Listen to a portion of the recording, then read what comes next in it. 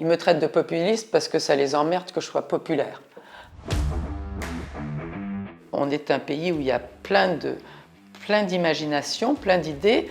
Il n'y a que les élus qui n'en ont, pour ainsi dire, jamais de l'imagination.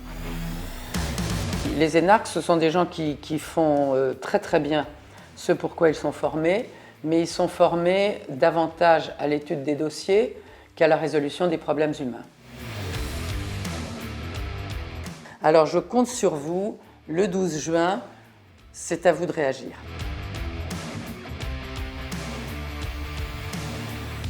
Le véritable besoin en matière de pouvoir d'achat, c'est une hausse des salaires. Alors, qu'est-ce qu'on fait? On se dit, est-ce qu'on peut imposer à un chef d'entreprise d'augmenter ses salariés? Évidemment non. Est-ce qu'on peut imposer une hausse du SMIC? Évidemment oui. Mais en imposant une hausse du SMIC, on entraîne dans le sillage du SMIC un tassement des salaires qui sont juste au-dessus du SMIC. C'est-à-dire que là où l'employé était payé 10%, 20% au-dessus du SMIC, ça va lui manger son augmentation. Donc c'est très très difficile d'augmenter comme ça arbitrairement les revenus, par ce biais-là le pouvoir d'achat. Donc qu'est-ce qu'on peut faire? On a deux possibilités. Ou on assiste, c'est la méthode de M. Macron, il fait des chèques.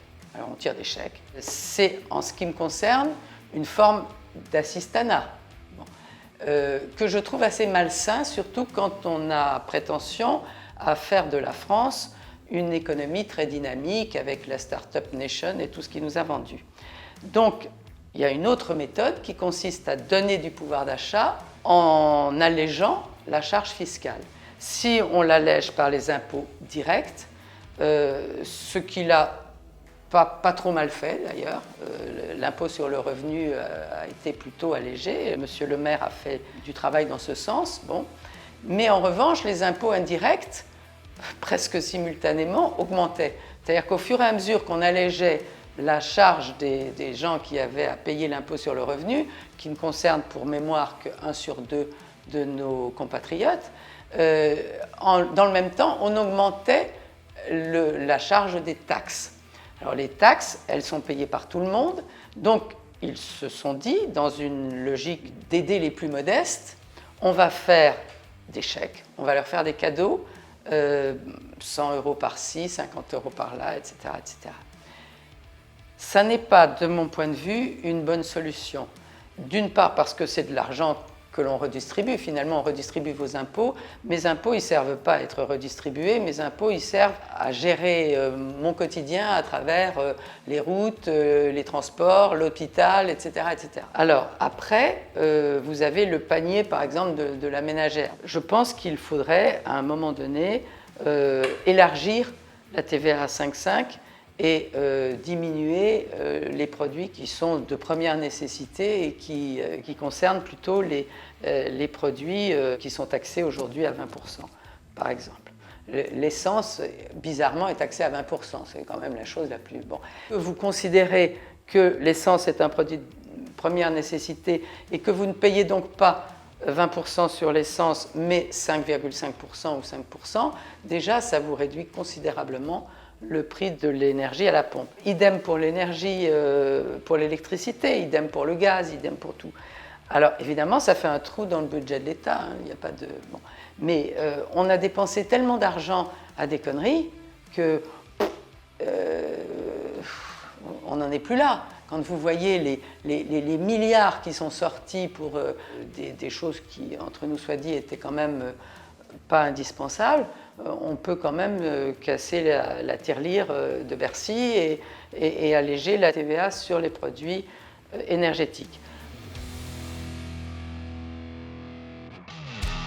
Moi, j'ai vu se créer, par exemple, la solution au désert médical qui est la maison de santé. Le problème avec le système qui est le nôtre, c'est que ça a marché. Ça a marché pendant un moment, mais au bout d'un moment, ça ne marchait plus. Personne ne s'est posé la question de savoir pourquoi est-ce qu'au bout d'un moment, ça ne correspond plus aux besoins ou ça ne satisfait plus les besoins. Comme auparavant pour les piscines, comme pour les lycées des métiers, comme pour les... Bref, on a raisonné en matière uniquement de budget. Donc, vous avez un élu qui est venu et qui a dit « Voilà, je voudrais une maison de santé sur mon territoire. » Très bien, monsieur. Alors, il faut que vous alliez demander une subvention à la région, une subvention au département, une subvention à l'agglo, une subvention éventuellement à l'État, etc. Bon, vous réunissez tout votre budget. Tout ce petit monde est réuni pour inaugurer la maison de santé. Youpi, youpi, on est très content. D'accord. Et puis, au bout d'un certain temps, on s'aperçoit qu'on ne trouve pas de médecin pour prendre la relève de celui qui ne veut plus être dans la maison de santé, pour toutes sortes de raisons, peut-être parce qu'il s'est marié avec une bonne femme qui habite à l'autre bout du département ou du pays. Qui est-ce qui va être jusque-là? C'est le maire, parce qu'il avait promis à ses administrés qu'ils avaient un médecin, enfin, alors qu'on attendait ça depuis des années. À partir de ce moment-là, vous avez la maison de santé, vous avez la structure, vous avez les murs.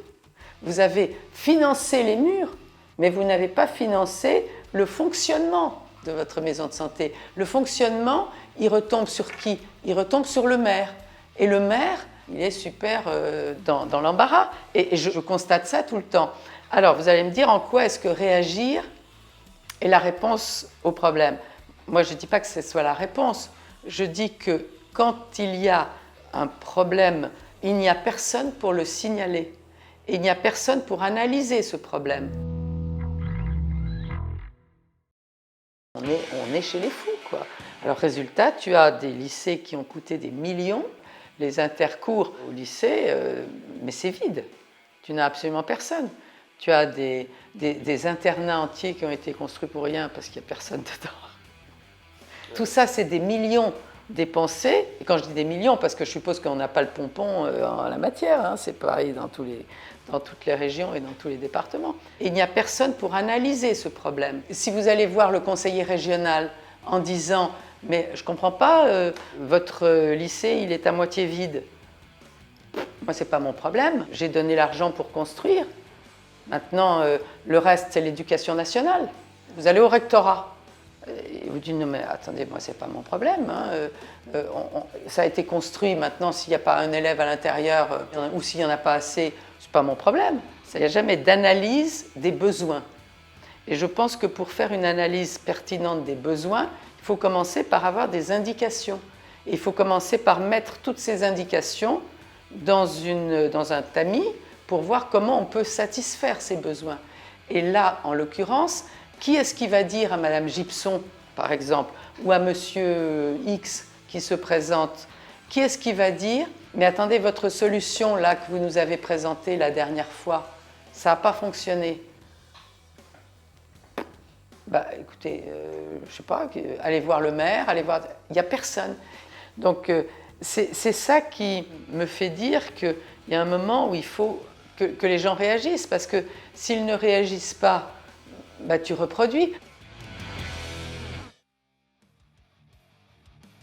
Bah, c'est un sujet qui me touche comme tout, d'abord comme tout le monde, hein. J'ai envie de dire la sécurité, c'est le premier droit du citoyen. C'est le premier service que l'on est en droit d'attendre de l'État.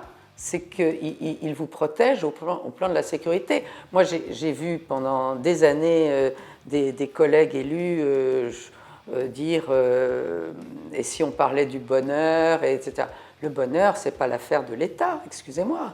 Le bonheur, c'est une affaire personnelle. La sécurité, c'est l'affaire de l'État. Ce n'est pas une affaire personnelle. Ou alors, on prend le parti, comme aux États-Unis, d'être chacun blindé d'armes et de se défendre tout seul. Mais ce n'est pas le cas dans notre pays. Ce qu'il faut savoir, c'est que la sécurité... Alors, la sécurité des biens, ok, mais surtout la sécurité des personnes. Ce qui progresse d'une façon extrêmement inquiétante, c'est la violence et tout ce qui concerne les tabassages pour obtenir votre numéro de carte de crédit, les gens qui... Moi j'ai une belle-mère qui a été attaquée, tirée par les cheveux à 80 ans, hein, forcée de donner ses bijoux, on l'a menacée de lui couper le doigt. Je ne sais pas si vous vous rendez compte de ce que ça représente comme, non seulement comme violence, mais comme barbarie, bon, par des mecs cagoulés. Il me semble qu'il y a eu deux facteurs qui ont été concomitants. Le premier de ces facteurs, c'est tout ce qui a vulgarisé la violence chez les très jeunes. Et parallèlement, l'arrivée dans notre pays d'émigrés ou d'émigrés d'autres pays et immigrant chez nous, qui n'étaient pas porteurs des mêmes règles de fonctionnement que nous.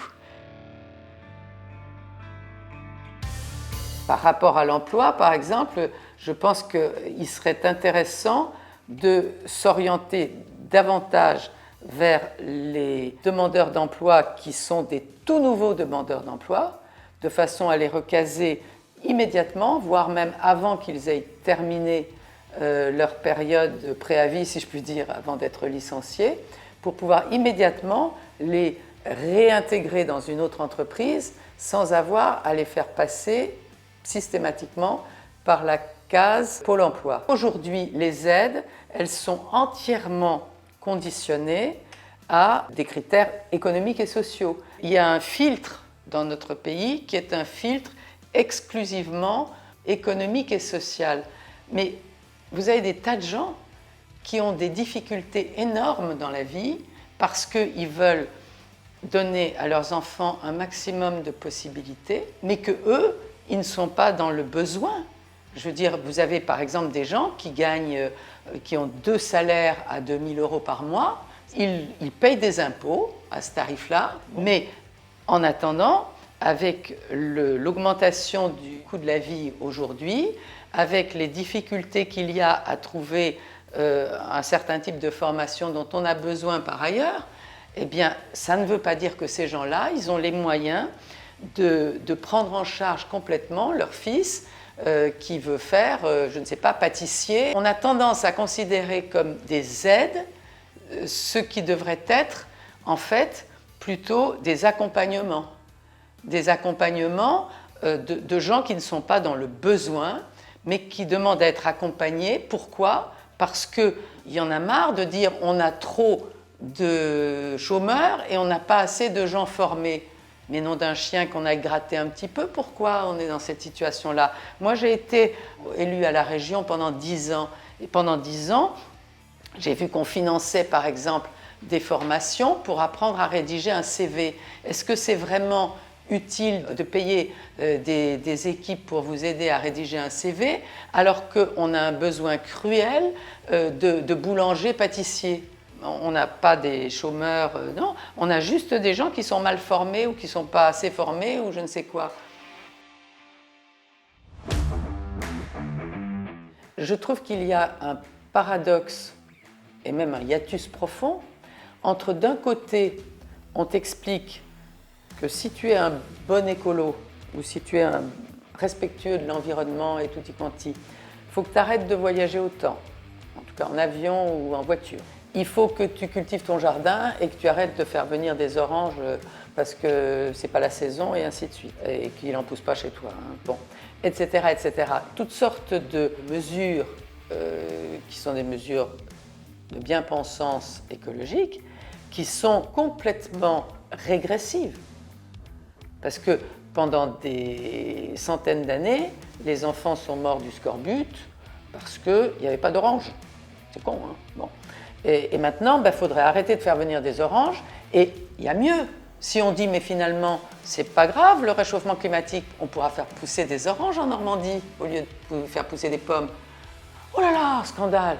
Non, non, vous imaginez, jamais de la vie, c'est dangereux de faire pousser des oranges en Normandie. Il faut conserver les pommes. Alors, si tu veux, tout ça est très incohérent. Comment veux-tu d'un côté faire progresser l'humanité, soi-disant, vers des élucubrations qui sont complètement extravagantes, que deux mecs fassent un bébé, que ceci, que cela, tout ça c'est bien, c'est le progrès. Et de l'autre côté, il faut surtout régresser et se mettre à cultiver son jardin plutôt que d'acheter des fruits à la grande surface, etc. etc. C'est incohérent. Et tout ça, c'est destiné à quoi ? Moi je le pense, hein, sans être complotiste. C'est destiné à ce que les gens ne sachent plus du tout où ils vont. C'est destiné à ce que les gens aient peur quand on leur dit d'avoir peur, achètent quand on leur dit d'acheter, deviennent écolos quand on leur dit d'être écolos, achètent des voitures à l'hydrogène quand on aura décidé, quand on se sera enfin aperçu que les voitures électriques, ça bouffe autant d'énergie. À ça aussi, il faut réagir, parce que c'est du grand n'importe quoi. On te prêche tout et le contraire du contraire, mais dans tous les domaines. Dans tous les domaines. Alors, et ce n'est pas innocent, parce que tous ces gens-là ne sont pas des imbéciles. Donc ils savent très bien que ça perturbe les gens.